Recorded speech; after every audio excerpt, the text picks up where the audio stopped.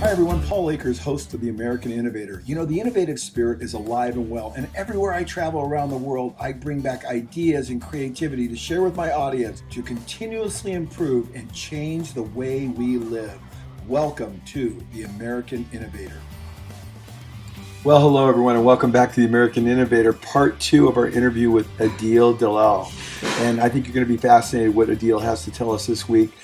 What does relationship of complexity and chaos have to one another? Quite interesting. One of the cool things I learned from Adil the last time I heard him speak. So here we go, back to our interview with Adil. But by the end of about, I would say 8 months, we had 4 units completely completed.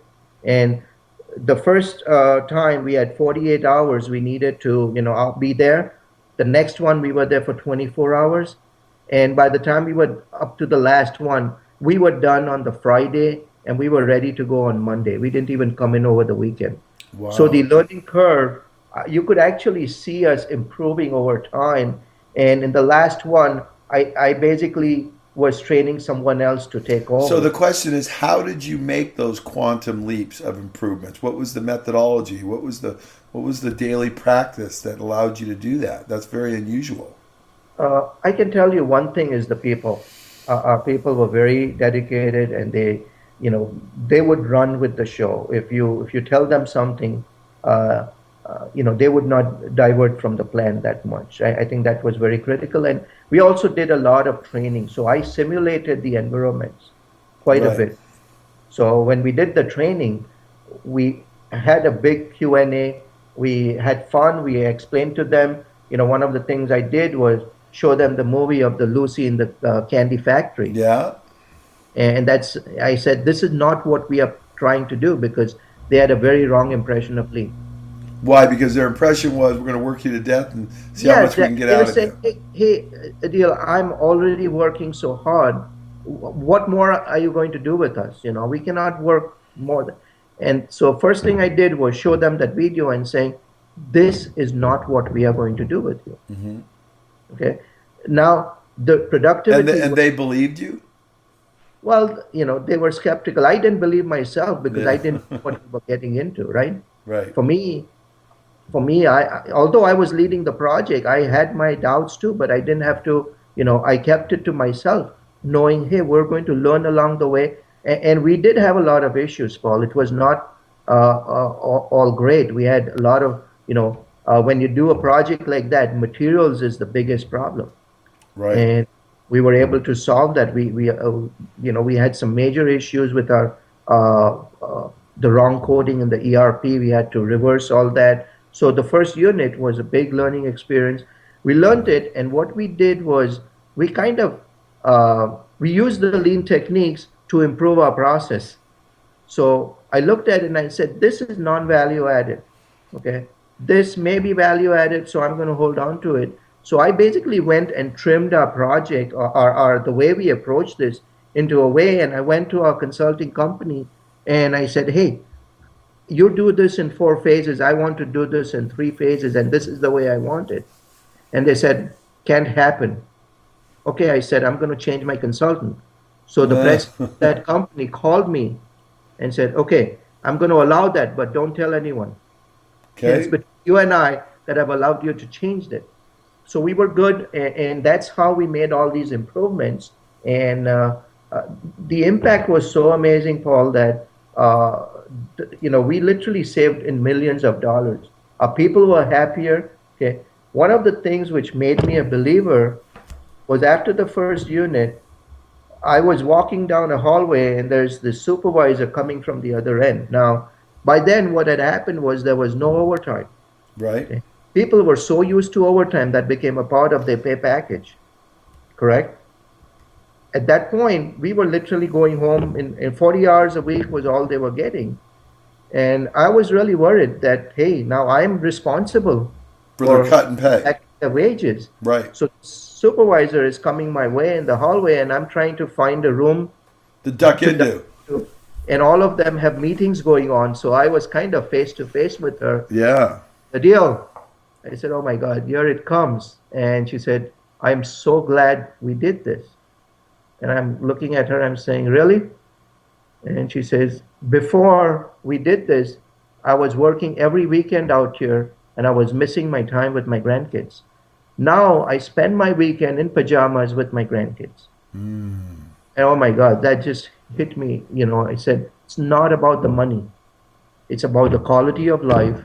And that's what I have done for these people. So that's a good way of looking at lean that I've never really thought of before. We are quality of life improvers, Yeah, right? absolutely, absolutely. That if you don't look at it that way, then we're not doing lean because there's if and that's what happened in India too when I told you about their quality of life when they end the day and go home, they were much more relaxed. Yeah, interesting. One of the things you said in the talk that I heard was you talked about the relationship between complexity and chaos. Yes, that was my point when Yeah, I yeah, yeah. Talk to me yeah. about that because I think it's very interesting. A lot of people a lot of our listeners maybe not have ever heard this before, but it really is so true. Complexity and chaos. Go for it. Yeah, I think this is Leonardo da Vinci. He said, simplicity is the greatest form of sophistication. Okay, that is a true statement. Einstein always said that make things simple but not simpler. What does So, that mean, that statement? I've heard that so many times. How do yeah, you interpret that statement? yeah, exactly what it means, Paul, is you can take things down to a certain level without diluting it too much. Right, And that is the key point. That's why the tagline of my company is custom lean done right. right. What I mean is I'm going to customize it to your needs, but I'm not going to dilute it to any further. So we can But you have simplify. you have to maintain some integrity in the concepts. You can't just completely make it so simple. Absolutely. Right, You got to see what you are doing and got to do the right things without changing that. But at that point, you got to simplify it to a level where it's not like our tax code. right. So, what's a typical way that you would approach a company of taking what they have? I know it's kind of a tough question, a little bit ambiguous maybe. So, you walk into a company that has great complexity, and you realize because they have the complexity, they probably have quite a bit of chaos. And And your job from Pinnacle Processes, the name of your company, your job is to reduce complexity and thereby reduce chaos. yeah, Correct? yeah, absolutely. What's the main, let's kind of end it with that. What's the main way you would make something like that happen? How would you approach a company and help that happen? Well, the thing is, having worked with over 100 companies, when I walk through, I know exactly what they're going through. I don't even have to literally walk through the area, Paul. All I have to look at is the value stream map, and Right. I can tell you that you know there's definitely a lot of things going on there, and I may not even know what product they're making, but I can tell you that these guys are. When we were at YPO meeting, I told you when I looked at the map, I said, hey, the value added percentages. So I look at some of the numbers, I look at some of the, I know when people are not doing lean, the value added percentage is extremely, extremely low. So I have those, things which I look for in particular. But one of the first things I do is an assessment. If you start your lean journey without doing an assessment, okay, see What's a typical assessment? Give me just in a nutshell, like in a paragraph. What's a typical assessment of a a company look typical like? assessment is looking at where you are, current state, Current state? right?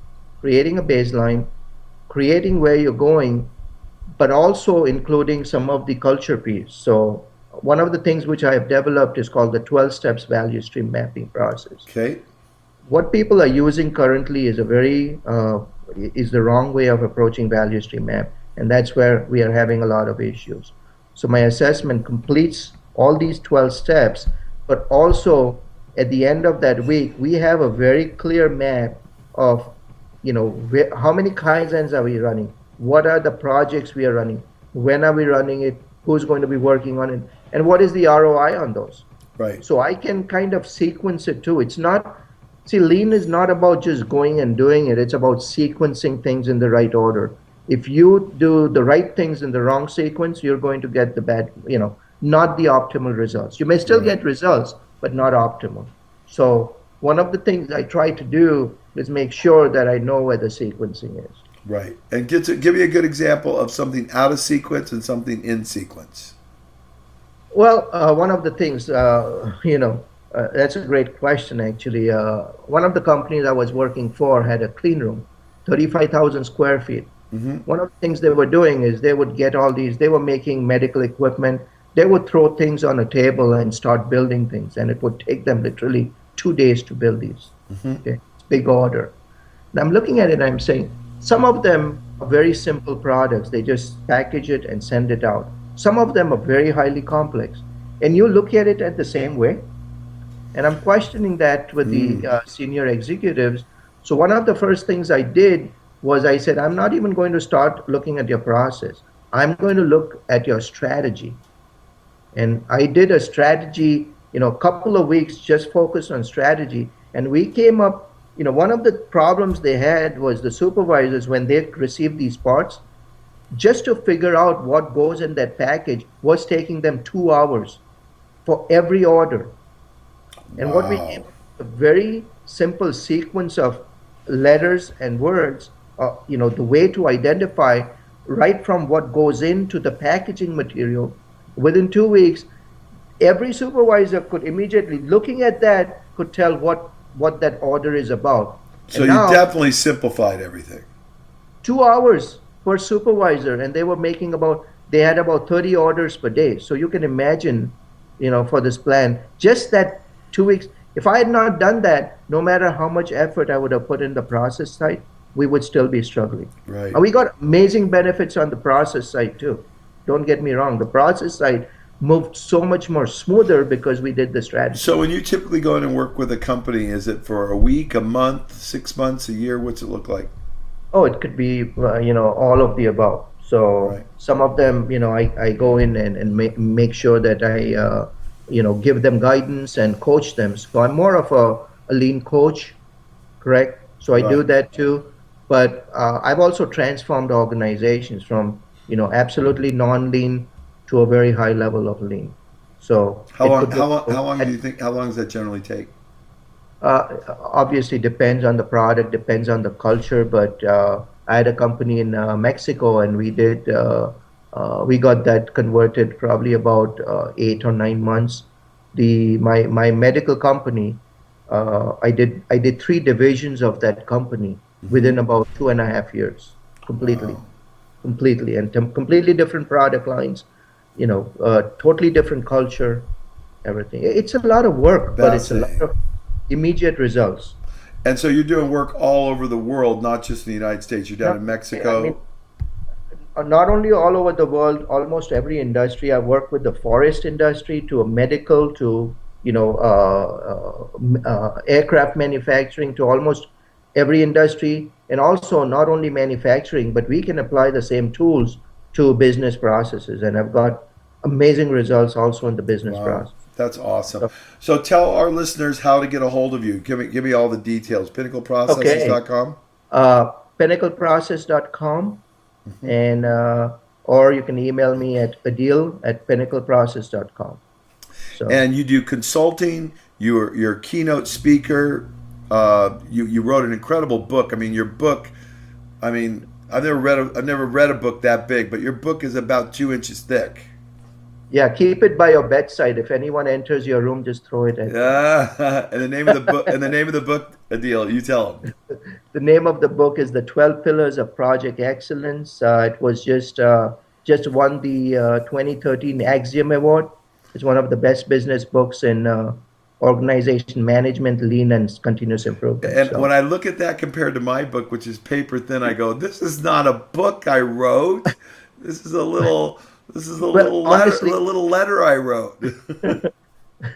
that's the book I wanted to write. But the Yeah. thing is, for me, here's the reason I wrote it so big, Paul. Project management has given me a big boost in my career. Right. So what I did was I started saying is let me just give them a synopsis of what my experience has been. When I got into it, I said they need a case study with the theory. So I added Right. a case study. Then I gave them an entire analysis of how to analyze for each pillar from your own side and also from the organization side, and also a roadmap of how to get to that stage. So now you see that it kept, and for 12 pillars, I had to do that. So this was my Ah, way of giving back to the project management community, saying, hey, I've got a lot from you guys. This is my way of giving to you, because I was moving into lean, I was moving into leadership roles, and I was not running pure projects. So right. this was my gift to the PM community. So Well, it's very impressive. thank And you. you're a little bit of a brainiac, a little smarty to the party there compared to most of us. So, Oh no, no, no, no. I I'm a tell you. learner. I am constantly trying to understand, learn from everyone, and Well, I'm that's what I literally a, noticed. You're a continuous learner, that's for sure. so and there's another book which I would, and I'm not trying to plug my book, but this is about a legacy driven life.